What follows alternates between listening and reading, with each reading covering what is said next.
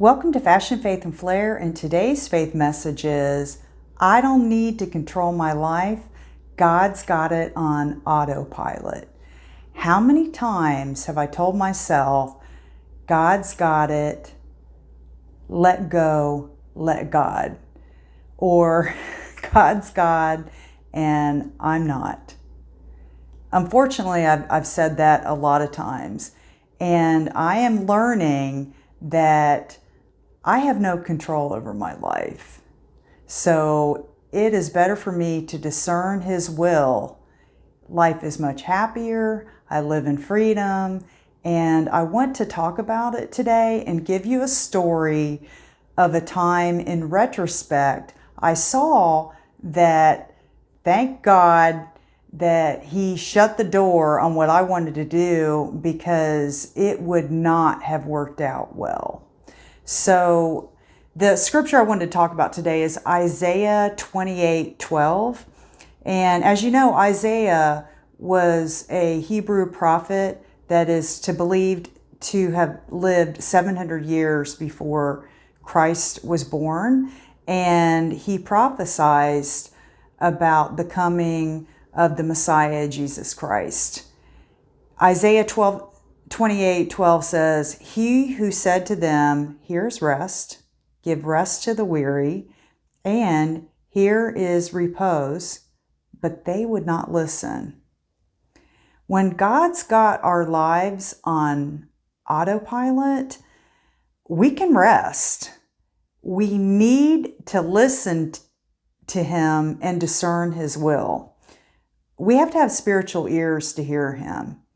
And there have been so many times when the noise surrounding me, or just the distraction of the day, where I don't listen. And because I don't listen, I can go round and round the same mountain over and over again. So I wanted to look up self-will. And self-will, some synonyms, I can speak, are willful, opinionated, stubborn, and headstrong. Now, I would say that those are probably a few of my character defects, and I can give my opinion when people aren't asking for it, and I need discernment on that, because that's not always a good thing. Now, if someone asks me my opinion, yes, I'm going to tell them, and I'll give my opinion to God. He listens. It doesn't mean He's going to do my will, but I do state my case. So we were created to have a relationship with God, and God meets us where we're at. He communicates to us in a way that we each individually can understand Him. He knows how to reach us. He knows our hearts. He knows our minds. He knows everything about us. And yet, when I think about all the mistakes that I've made in life, and some of them have been mistakes that I have, again, repeated a lot. And yet He still had the love and grace to still try to reach me. I had a choice in the matter, though. I could decide whether I wanted to follow what He had to say about something, or I could choose to say, no, I'm not going to do that. And so it reminds me that in discerning God's will, we do have the freedom to choose. We do not have to be robots. He didn't create us to be robots. He gives us free will and free thinking. And I want to tell a story about something that I had in mind to do that was not wise in retrospect. And so here it goes. Years ago, I was bound and determined I was going to move to New York City.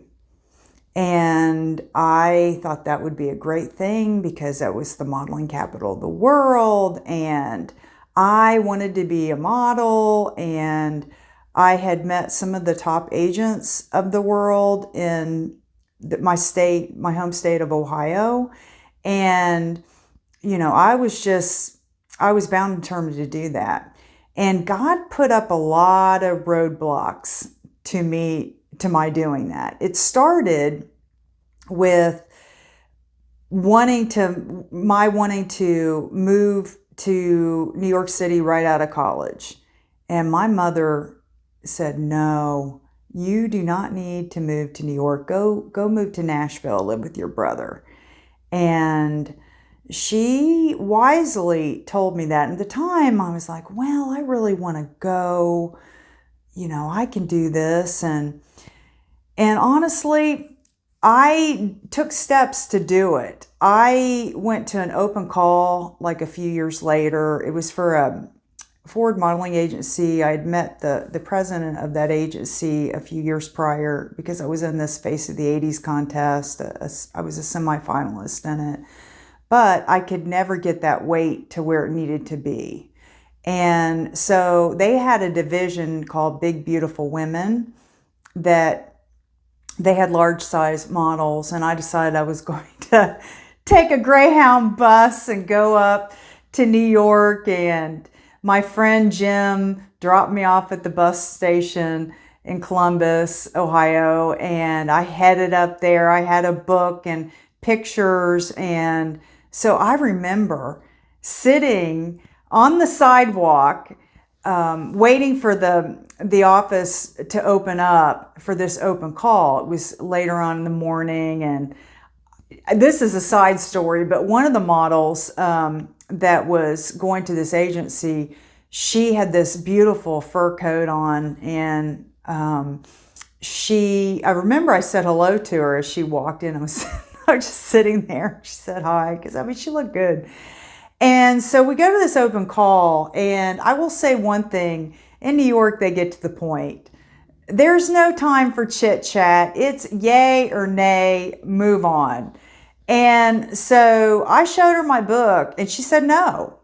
And by the way, the one that was wearing the fur coat, she actually was selected, and they were taking her measurements. And so I, rather than just saying, okay, thank you, I'm walking out, I had to ask her why.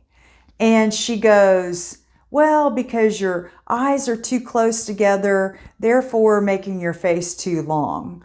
And so in my sense of humor, I go, well, short of cosmetic surgery, I guess I'm S out of luck. And I laughed. And she just looked at me.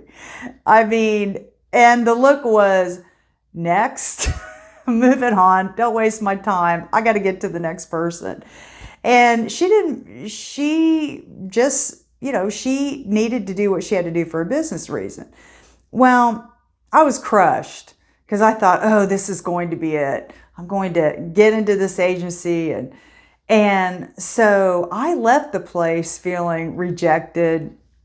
And so I ended up leaving and going back, back to Columbus. And my friend picked me up at the bus station. And it was a great experience, but it went nowhere. But in retrospect, the reason I say this would not have been a good thing for me to move to New York was because I had issues surrounding food.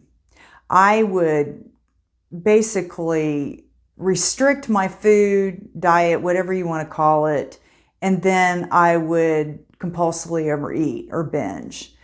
And it was not a good thing. And I have told this before. My father always told me that, whatever you do, don't get into drugs. So I took that to heart, and I thought, I'm not going to do drugs. And I never did do drugs. And so the thing is that in retrospect, God was closing a lot of doors. I was not to move to New York. Matter of fact, I was supposed to be in Nashville. I know that now. Now, I didn't last in Nashville. I left after 5 months and came back to Ohio because I did move. But I came back older so many years later, and I was ready to be here. This is where my home is, and this is where I'm meant to be. Now, why do I say that God saved me from that? Because I know in my heart that if I would have been there in New York City back in the 80s and trying to lose weight, I probably would have turned to drugs to do so. Just to keep that weight off and being in that environment. I think, I don't have proof of that, but I discern that in my heart. So God opens and closes doors. And so His will is sometimes mysterious and sometimes hidden from us. He gives us bits of information that we can discern from Him. I don't have all the answers. My human brain can't comprehend all that God is. Now I want to learn more and more about Him, but I can't comprehend the wonder and the mysteriousness of Him. So I want to say that we do not know the exact future, and I do believe that God is always working behind the scenes in His promised future and how that affects our lives. We don't always see the future, and we don't see the whole picture. That's where our faith comes into it. We are looking back on we see by looking back on what God's done. And I use that experience as an example. I was upset at the time. I couldn't understand it. There'd be a little door open and then it would be closed. And then there'd be a little door open and then it would be closed. And He allows us to grow and mature in utilizing that freedom that He gives us. God does have our lives on autopilot. He's got us going in the right direction when we listen to Him and when we have spiritual ears to hear. We need to listen to His programming instructions and follow His lead, even when we don't have all the answers or we don't know all the steps or what's going to happen. When I think in my life, all the things that I've been through, I'm glad I didn't know the future. Are you kidding me? Why would I want to know? Well, Cindy, you're going to go through X, Y, and Z.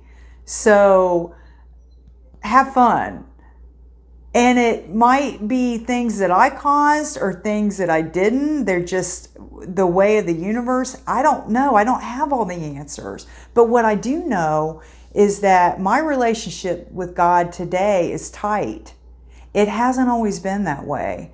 And that's not God's fault. Because as I've said, we can choose to turn our backs on Him or not. And you get out of the relationship how you give. You have to give. I believe this.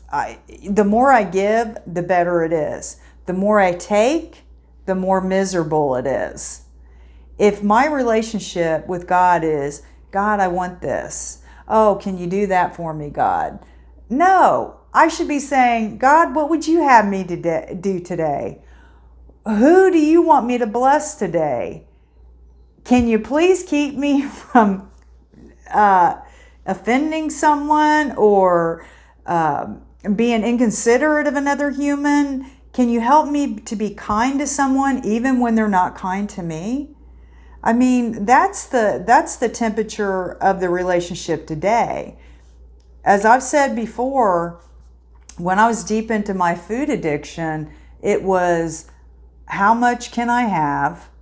Or I don't care. I'm going to get what I want to get. I'm going to eat as much as I want. And I am going to, ask God if I can have this promotion, that promotion, this ribbon, this trophy, you name it. It's like, Santa Claus. I've said that over and over again, but it's the truth.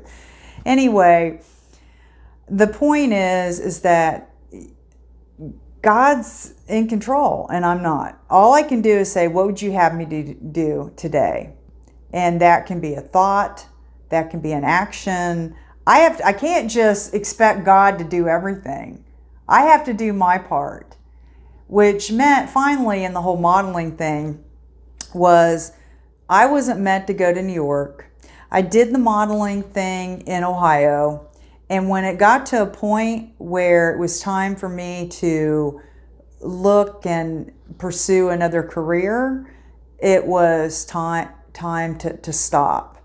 And I don't regret that at all. I'm grateful that I had the experience because from that experience, it made me realize that everyone's beautiful.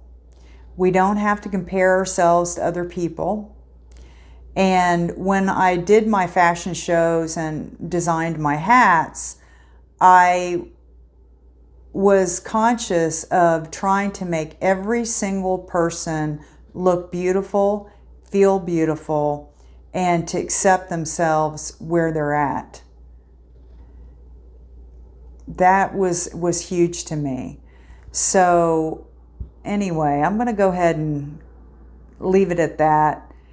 Please, please, please, please, if you have not subscribe to my video. I'm trying to get to 100 subscribers. I would love to have a custom URL, and if you could help me out, I'd really appreciate it. So I hope that you have a great rest of the day, and till next time,